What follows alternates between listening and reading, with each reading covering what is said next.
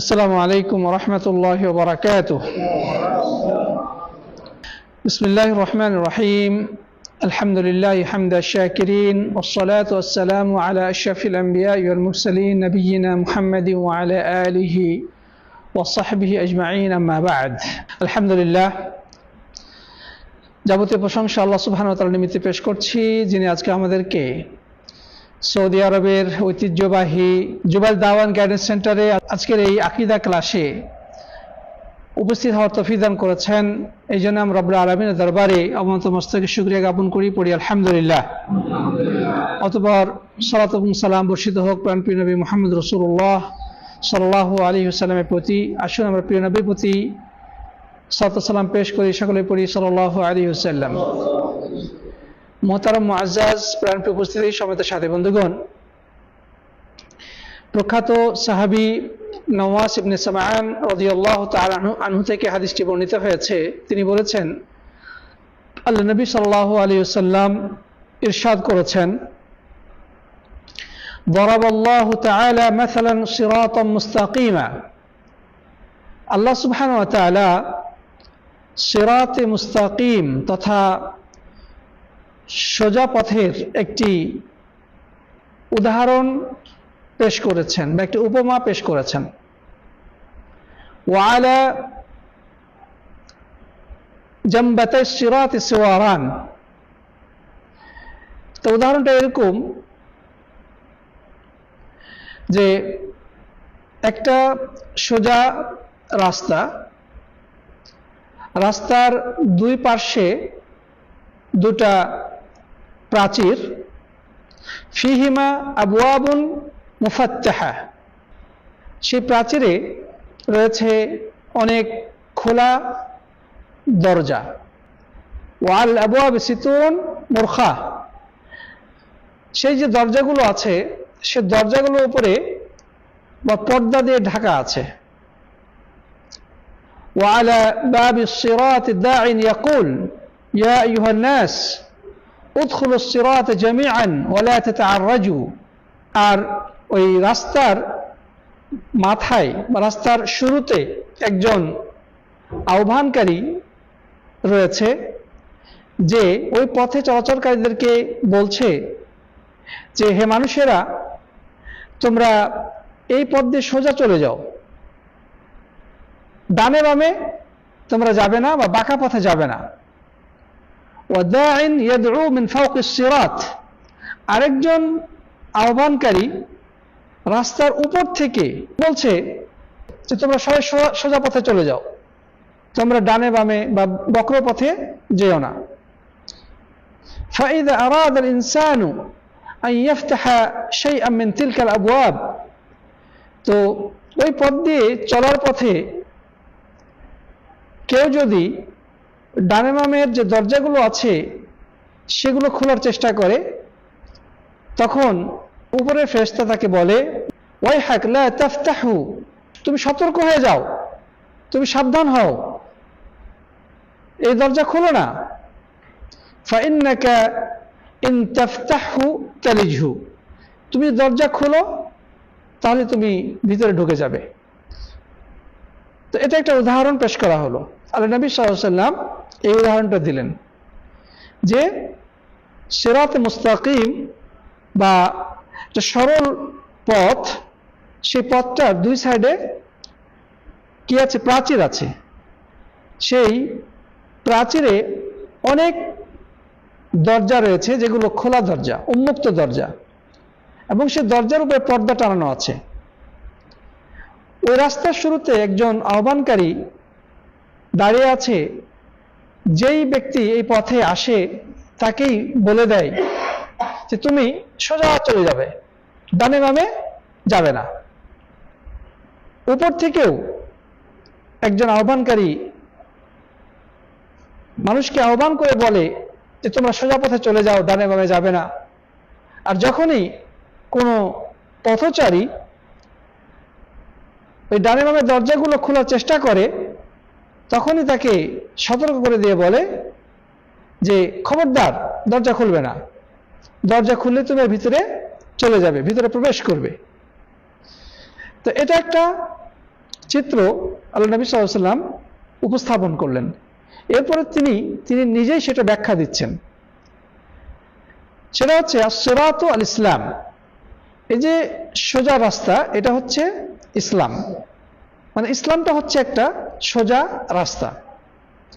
ওয়াস-সিওয়ারানি হুদুদুল্লাহ, আর ডানে বামে যে প্রাচীর বেষ্টিত যে রাস্তাটা, তো সেই প্রাচীরগুলো হচ্ছে আল্লাহ তাআলার সীমারেখা, আল্লাহ তাআলার সীমারেখা। ওয়াল আবওয়াবুল মুতাফাত্তাহু মাহারিমুল্লাহ, আর যে দরজাগুলো খোলা আছে সেগুলো হচ্ছে আল্লাহর হারামকৃত বা নিষিদ্ধ জিনিস, নিষিদ্ধ বিষয়। আর রাস্তার শুরুতে একজন যে আহ্বানকারী পথচারীদেরকে সতর্ক করে দিচ্ছে বা পথচারীদেরকে বলছে তোমরা সোজা পথে যাও, ডানে বামে যাবে না, সেটা হচ্ছে আল্লাহর কিতাব, তার মানে এই কোরআন। আর ওপর থেকে যে আহ্বানকারী মানুষকে আহ্বান করছে, মানুষকে নির্দেশনা দিচ্ছে, সেটা হচ্ছে ওয়াইজুল্লাহি ফি কলবি কুল্লি মুসলিম, প্রত্যেক মুসলিমের অন্তরে আল্লাহর পক্ষ থেকে এক উপদেশ বার্তা, উপদেশ বাণী, যেটা রব্বুল আলামিন বান্দার অন্তরে ঢেলে দেন। তার মানে উপর থেকে যে আহ্বানকারী আহ্বান করছে সেটা হচ্ছে মানুষের হৃদয়ে থাকা আল্লাহর পক্ষ থেকে একটা উপদেশ বার্তা, যেটা প্রত্যেকটি মানুষের অন্তরে আছে। সে তাকে বাধা দেয়, সে তাকে নিষেধ করে অন্যায় পথে যেতে।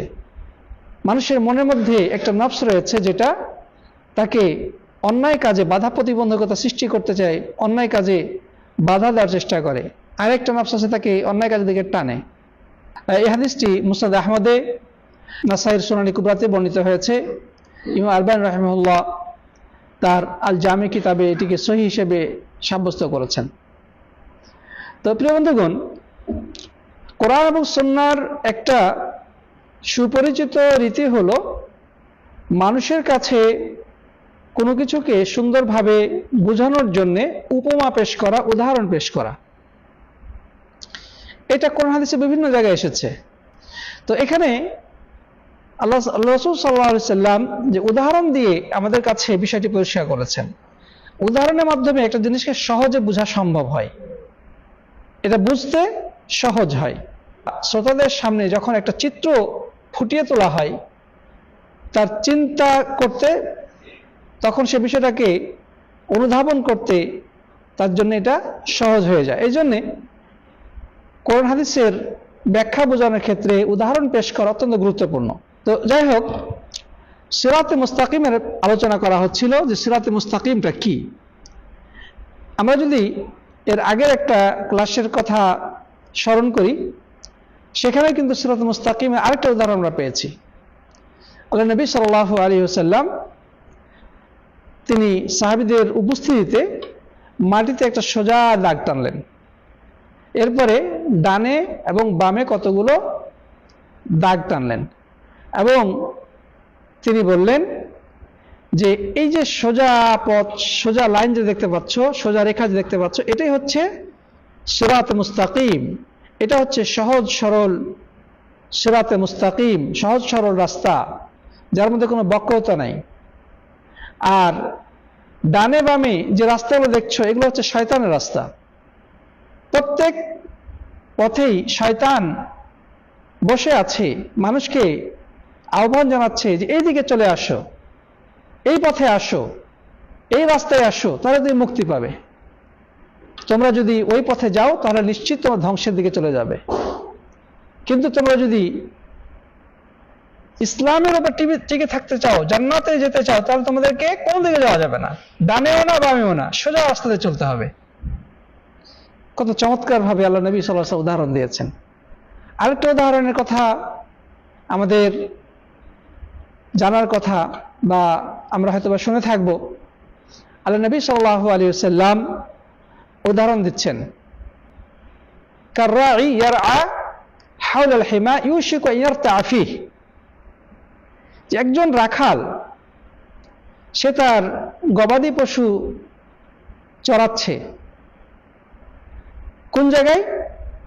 এমন জায়গায় সে গবাদি পশু নিয়ে গেছে যা চতুর্দিকে ফসলের ক্ষেত, যা চতুর্দিকে কি ফসল।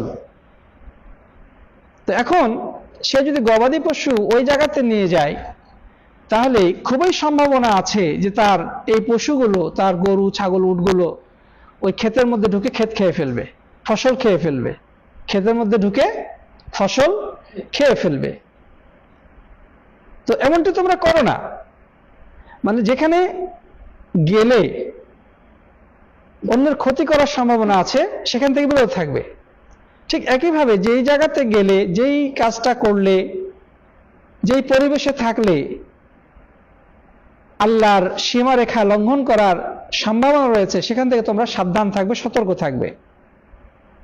তারপরে তিনি আরো বললেন, আলা ইন্না লিকুল্লি মালিকিন হিমা ওয়া হিমা আল্লাহি মাহারিমুহু, যে জেনে রাখো প্রত্যেক বাদশার তার রাজ্যের একটা সীমারেখা রয়েছে, রাজ্যের একটা সীমানা রয়েছে। আল্লাহ সুবহানাহু ওয়া তাআলারও একটা সীমানা রয়েছে বা সীমারেখা রয়েছে, আর সেই সীমাটা হচ্ছে আল্লাহর হারাম বা নিষিদ্ধকৃত বিষয়গুলো। এই পৃথিবীতে আপনি উন্মুক্তভাবে বিচরণ করেন, খাওয়া দাওয়া করেন, পোশাক পরেন, বিয়ে শাদী করেন, আনন্দ উপভোগ করেন, কোনো সমস্যা নাই, কিন্তু সীমার ভিতরে, সীমার বাইরে যাওয়ার কোনো সুযোগ নাই। আপনি খান, খাওয়া দাওয়া করছেন, ভালো কথা, কিন্তু যখনই কোনো হারাম খাদ্য চলে আসবে সামনে, হারাম পানীয় সামনে চলে আসবে, তখন আপনাকে এই সীমা অতিক্রম করা যাবে না, কিছু না, এ পর্যন্তই, আর সামনে যাওয়া যাবে না। পোশাক পরবেন, সব ধরনের পোশাক পরেন, কোনো বাধা নাই, কিন্তু ইসলামের শরীয়ত কতগুলো বিধান দিয়েছে সেগুলো অতিক্রম করা যাবে না। রেশমি পোশাক আসলে নো, পরা যাবে না। কোনো অমুসলিমদের ধর্মীয় পোশাক আসলে পরা যাবে না। বিপরীত লিঙ্গের পোশাক আসলে বিরত থাকতে হবে। এমন পোশাক পরা যাবে না যেটার কারণে পোশাকের যেটা উদ্দেশ্য সেটাই ব্যাহত হয়, অর্থাৎ গোপনীয় স্থানগুলো ফুটে ওঠে। এমন পাতলা পোশাক পরা যাবে না যে গোপনীয় জায়গাগুলো বাইরে থেকেই স্পষ্ট বোঝা যায়। পোশাক পরবেন, টাকনুর নিচে পরা যাবে না, মেয়েদের টাকনু খোলা যাবে না, মেয়েদেরকে পর্দা করতে হবে। তার মানে আপনি স্বাধীনভাবে দুনিয়ার যে কোনো জিনিস, আপনি যে কোনো পোশাক পরবেন, কোনো সমস্যা নেই, কিন্তু এই মূলনীতির ভিতরে থেকে, এই সীমারেখার ভিতরে থেকে বাইরে যাওয়ার কোনো সুযোগ নাই। আপনি দুধ খাবেন, মধু খাবেন, পানি খাবেন, জুস খাবেন, মদ আসলে নো, হারাম বা নেশা কোনো কিছু আসলে নো, আর আগানো যাবে না, সীমারেখা। বিয়ে শাদী করেন, আল্লাহ বলেছেন যে ফানকিহু মা তাবা লাকুম মিনান নিসা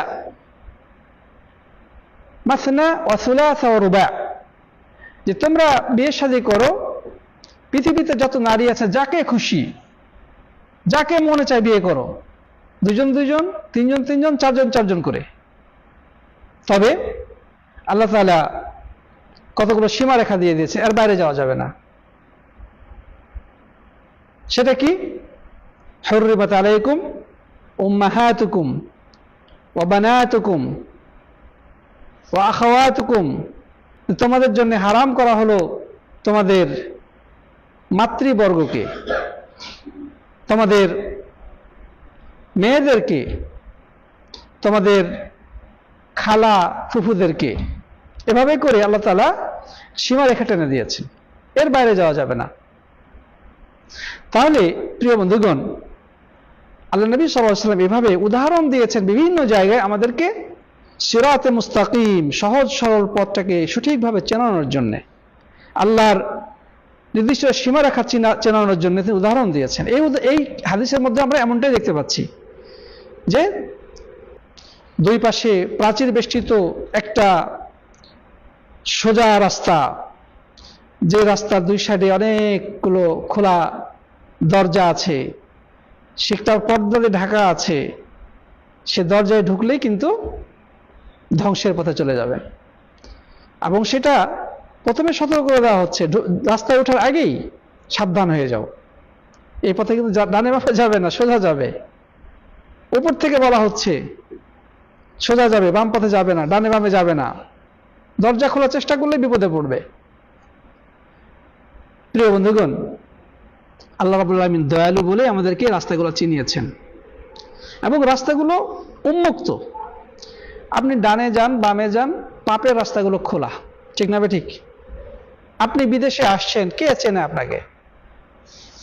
মনে যা খুশি তাই করতে পারবেন, কে দেখার আছে, কে শোনার আছে? পাপের রাস্তা খোলা। আলহামদুলিল্লাহ, সৌদি আরবে বলা যায় যে অধিকাংশ পাপের রাস্তাই বন্ধ। আপনি ইচ্ছে করলেই পাপ করতে পারবেন না, এখানে এত সোজা না। যারা পাপ করবে অনেক দূরে দূরে ঘুরে এসে পাপ করতে হবে, এত সহজ না মোট কথা। কিন্তু পাশের রাষ্ট্রে যান, ওখানে রঙিন দুনিয়া খোলা।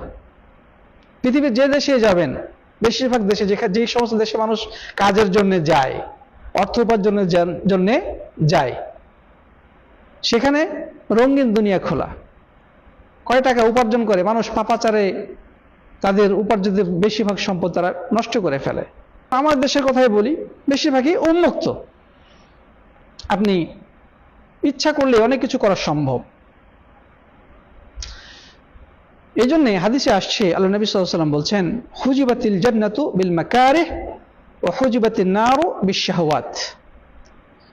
যে জান্নাতকে ঢেকে রাখা হয়েছে কঠিন কাজের মাধ্যমে, আর জাহান্নামকে ঢেকে রাখা হয়েছে প্রবৃত্তি দ্বারা, সুশোভিত কুপ্রবৃত্তির চাহিদা দ্বারা ঢেকে রাখা হয়েছে। মানে আপনি একটা রাস্তা দিয়ে যাচ্ছেন, সেই রাস্তার নিচে গর্ত এবং সেখানে আগুন রয়েছে, কিন্তু উপর দিয়ে খুব সুন্দরকে ফুল দিয়ে সাজিয়ে রাখা হয়েছে, আকর্ষণীয় রাস্তা। কিন্তু ওর নিচে রয়েছে গর্ত, তার নিচে রয়েছে এক ভয়ঙ্কর বিপদ। এখন একজন যে ডানে বামে না বুঝে ওই ফুলের রাস্তা দিয়ে, ফুল বিছানো রাস্তা দিয়ে অন্ধের মতো পা বাড়িয়ে চললো, সে গর্তের মধ্যে পড়ে নিজের ধ্বংস নিশ্চিত করলো। তো এটা হচ্ছে জাহান্নামের রাস্তা। দেখতে অনেক ভালো লাগবে, মনে টান সৃষ্টি হবে, অনেক আকর্ষণীয়, অনেক আলোকসজ্জা, ওখানে গেলেই নিশ্চিত ধ্বংস। কিন্তু জান্নাতের রাস্তা আবার কঠিন কাজ দিয়ে ঢাকা আছে। এখানে গেলে অনেক কষ্ট করতে হবে, অনেক পরিশ্রম করতে হবে, অনেক কিছু করা যাবে, অনেক কিছু করা যাবে না, মনে চাইলেও করা যাবে না। এটা হচ্ছে জান্নাতের রাস্তা। কষ্ট করে যদি এতটুকু পার হয়ে যাওয়া যায়, তারপরে রয়েছে জান্নাত। সুবহানাল্লাহ। তো সাথী বন্ধুগণ, তো এই যে দুই পাশে উন্মুক্ত দরজাগুলো, সেই দরজাগুলোই কিন্তু জাহান্নামের দরজা, কিন্তু পর্দা দিয়ে ঢাকা আছে। পর্দা দিয়ে ঢাকা আছে, একটু পর্দাটা খুললেই চলে যাবেন। কিন্তু আল্লাহর কিতাব আমাদেরকে বারবার সতর্ক করছে। আল্লাহর কিতাব আমাদেরকে শুরুতেই সাবধান করে দিচ্ছে। আল্লাহ তাআলা বলছেন, ওয়া আন্না হাযা সিরাতী মুস্তাকীমান ফাত্তাবিউহু ওয়া লা তাত্তাবিউস সুবুলা ফাতাফাররাকা বিকুম আন সাবিলিহি। এর অর্থ হচ্ছে, এই রাস্তাটাই হচ্ছে আমার সোজা রাস্তা, সহজ রাস্তা, যার মধ্যে কোনো বক্রতা নাই। তোমরা এই পথ ধরে চলো, এছাড়া আরো অনেক রাস্তা আছে, সেই রাস্তায় তোমরা যেও না, ওই রাস্তায় তোমরা পা বাড়িও না। যদি তোমরা সেই রাস্তাগুলোর দিকে পা বাড়াও, তাহলে সহজ সরল পথ থেকে তোমরা বিচ্যুত হয়ে যাবে। এই পথটা চিনতে পারাটাই হচ্ছে একজন ইমানদারের সবচেয়ে বড় সফলতা। সে যদি এই পথটাকে চিনে নিতে পারে, এই পথটা ধরে থাকতে পারে, তাহলেই সে নিশ্চিত সফলতা অর্জন করবে, সে নিশ্চিত এর চূড়ান্ত পরিণতিতে সে জান্নাতে প্রবেশ করতে সক্ষম হবে। আর এটাই আমরা প্রতিনিয়ত নামাজের মধ্যে রব্বুল আলামিনের কাছে চাই। সূরা ফাতিহার মধ্যে আমরা প্রতিদিন এই সিরাতে মুস্তাকিমের জন্য দোয়া করে থাকি। আল্লাহর কাছে কি বলি? ইহদিনাস সিরাতাল মুস্তাকিম, সিরাতাল্লাযীনা আন'আমতা আলাইহিম গায়রিল মাগদুবি আলাইহিম ওয়ালাদ-দাল্লিন।